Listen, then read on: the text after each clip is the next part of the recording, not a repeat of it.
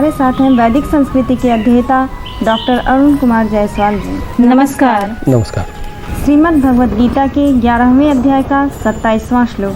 वक्त्राणि ते त्वर्माणा विशन्ति दंष्ट्रा करालानि भयानकानि केचिद्विलग्ना दशनान्तरेषु सन्दृश्यन्ते चूर्णितैरुत्तमाङ्गः।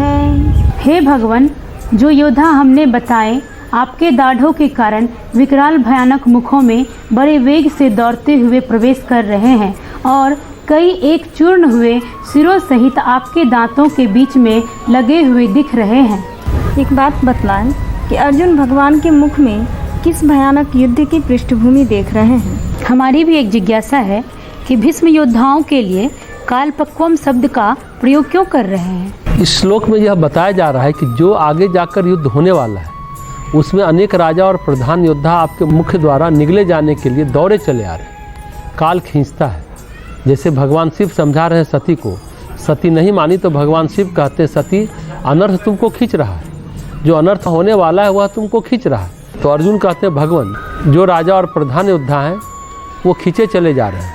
वो दौड़ता है, काल की ओर भागता है, दाढ़ों से भरा हुआ ये दांत सबको चबा जाएंगे, कुछ भी नहीं बचेगा। यहाँ पर मानवीय भाषा का प्रयोग है। इनमें से कुछ चबा लिए गए हैं, वे दांतों के बीच चिपके हुए हैं। यहाँ वहाँ कुछ अंश बलिष्ठ योद्धाओं के कुछ टुकड़े बचे हुए हैं। यहाँ इसका अभिप्राय ये है कि ये मृत्यु में प्रविष्ट हो रहे हैं। ये सब उत्तेजना की भाषा में कहा जा रहा है। योद्धाओं का श्रेष्ठतम रूप ये चित्र प्रस्तुत कर रहा है। महाभारत में एक महत्वपूर्ण श्लोक आता है, दुर्दशा देखकर भीष्म श्री कृष्ण को कहते हैं मैं देखता हूँ ये समस्त कौरव काल के मुख में दौड़े चले जा रहे हैं, मृत्यु के मुख में। मुझे लगता है ये बच नहीं सकते। समस्त कौरव वंश विनाश के कागार पर है। हमने पांडवों को वन भेज दिया और कौरव वंश का विनाश होने जा रहा है। यह सुनकर अत्यंत उद्विग्न हुए धृतराष्ट्र का दुर्योधन जैसे अपने पुत्रों के प्रति अंधा मोह अन्य बातों के लिए अंधा बना देता है। पर भीष्म कहते हैं हे जनार्दन, संपूर्ण क्षत्रिय समूह काल के लिए बनाया गया पकवान है। काल खाने के लिए तैयार है। काल पक्वम इदम मन में तम छत्रम जनार्दनम। श्रीमद् भगवद गीता के 11वें अध्याय का 28वां श्लोक।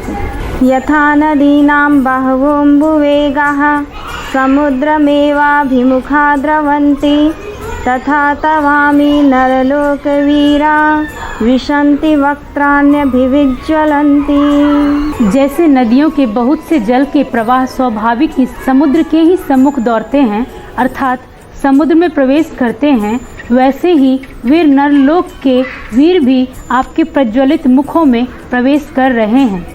एक बात बताएं कि यहाँ काल मुख में प्रवेश करने वाले योद्धाओं की तुलना अर्जुन किससे कर रहे हैं। हमारी भी एक जिज्ञासा है, काल क्या करता है, प्राणी कैसे उसके मुख में चले जाते हैं। जिस प्रकार तीव्र प्रवाह के साथ नदियाँ समुद्र में जाने के लिए बहती हैं, उसी प्रकार संसार के नायक आपके भयानक प्रज्वलित मुख में प्रविष्ट हो रहा है। अब भी यही हो रहा है, इसे कोई रोक नहीं सकता है, चलता ही रहता है। काल खींचता है और आकर्षित करता है। काल के अंदर तुलसीदास जी रामायण में प्रताप भानु राजा की कथा सुनाते हैं।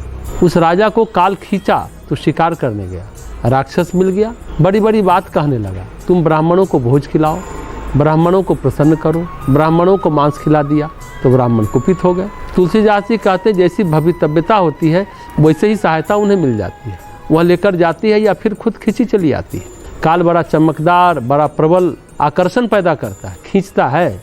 जैसे सती को खींचा और भगवान शिव जैसे समर्थ व्यक्ति भी रोक नहीं पाए, खींच लिया काल। काल ने खींचा रावण को, काल बनकर सीता रावण के यहाँ चली गई।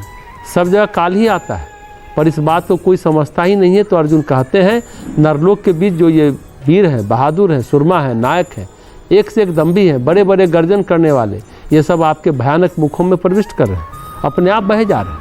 श्रीमद् भगवद गीता के 11वें अध्याय का 29वां श्लोक। यथा प्रदीप्तं ज्वलनं पतंगा विशन्ति नाशाय समृद्ध वेगाः तथैव नाशाय विशन्ति लोका स्तवापि वक्त्राणि समृद्ध वेगाः। जैसे पतंग मुंहवश नष्ट होने के लिए प्रज्वलित अग्नि में अति वेग से दौड़ते हुए प्रवेश करते हैं, वैसे ही ये सब लोग भी अपने नाश के लिए आपके मुखों में अति वेग से दौड़ते हुए प्रवेश कर रहे हैं। हमारा एक प्रश्न है कि भगवान की हंसी माया कैसे है और उनका मुख काल कैसे है। हमारा भी एक प्रश्न है कि भगवान के दो पहलू क्या हैं, मनुष्य केवल उनके एक ही पहलू को क्यों देखता है? भगवान का मुख काल का मुख है, प्रज्वलित काल मुख है। भगवान की हंसी माया है और उनका मुख काल है। तुलसीदास जी कहते हैं, माया हास बहु दिक्पाला, भगवान की हंसी माया है। वे हंस दे तो पता नहीं कौन सा भ्रम पैदा हो जाए। और मुख जो काल है, तो अर्जुन कहते हैं कीट पतंगे सब आपको देखते हैं तो उसमें केवल नष्ट होने के लिए तीव्रतापूर्वक दौड़ते हैं। उसी प्रकार प्राणी भी नष्ट होने के लिए आपके मुख में तीव्रतापूर्वक चले जाते हैं। भगवान के दो पहलू हैं, सुरक्षा प्रदान करने वाला पहलू और नष्ट करने वाला पहलू। दोनों एक ही है, जीवन और मृत्यु दोनों ही परमेश्वर के बाग हैं। हम एक पहलू को भूल जाते हैं, हम सोचते हैं केवल जीवन है। सच तो है कि जीवन और मृत्यु मिलकर वास्तविकता बनते हैं, अर्थात ये सब जीवित प्राणी मृत्यु की ओर दौड़ रहे हैं, कोई नहीं बच सकता। इसलिए संत कबीरदास जी कहते हैं, माली आकर देख के कलियन करे पुकार, फूली चुन ली आज हमारी वार। माली को आते देख कलियों ने जोर से कहा, अरे भाई, माली ने जो फूले फूले थे अर्थात कलियाँ जो फूल बन गई थी उन्हें चुन लिया था, अब अपनी बारी है, ऐसा कलियों ने सोचा। काल कुछ आज चुनता है और कुछ की बारी कल पर छोड़ देता है। श्रीमद् भगवत गीता के 11वें अध्याय का 30वां श्लोक है। ले लिह्यसे ग्रसमानः समन्ताल, लोकान् समग्रान् वदनैर्ज्वलद्भिः, तेजोभिरापूर्य जगत् समग्रं, भासस्तवोग्रः प्रतपन्ति विष्णु। आप उन संपूर्ण लोकों को प्रज्वलित मुखों द्वारा ग्रास करते हुए सब ओर से बार बार चाट रहे हैं। हे विष्णु, आपका उग्र प्रकाश संपूर्ण जगत को तेज के द्वारा परिपूर्ण करके तपा रहा है। एक प्रश्न है कि कभी कभी भगवान और भगवती अपने उग्र रूप में क्यों आते हैं? हमारी भी एक जिज्ञासा है कि किसका कर्म उग्र हो जाता है तब काल आते हैं दंड देने के लिए। समय रहते प्रायश्चित क्यों करना चाहिए? हे भगवान, प्रज्वलित मुखों से सभी ओर से सभी लोगों को निगलते हुए आप अपने होठों से चाट रहे हैं। हे विष्णु, आपकी प्रज्वलित अग्नि संपूर्ण जगत को अपने ताप से भरते हुए जला रही है। ये बड़ा विचित्र और भयावह वर्णन है, जैसे कोई अपने होंठ काट लेता है और अपने होंठ पर लगे रक्त को चाटता है। आपकी तीव्र रश्मियाँ संपूर्ण जगत को अपने तेज से तप्त करते हुए जला रही है। कभी कभी भगवान और भगवती बड़े उग्र रूप में आते हैं, जैसे छिन्न मस्तिका पीठ रांची के पास राजरप्पा में। कथाएं हैं कि भगवती नहाने गई, स्नान किया, उनकी सखियाँ थी जया और विजया। उन्होंने कहा, हमें भूख लगी है, क्या खाएं?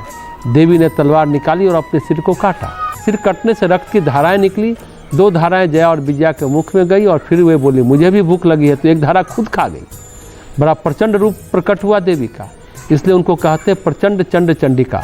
तो भगवान का स्वरूप ऐसा ही विकट और भयावह है। भगवान महाकाल बनकर समस्त लोकों को निगल रहे हैं। अद्भुत है, विनाश सुनिश्चित है।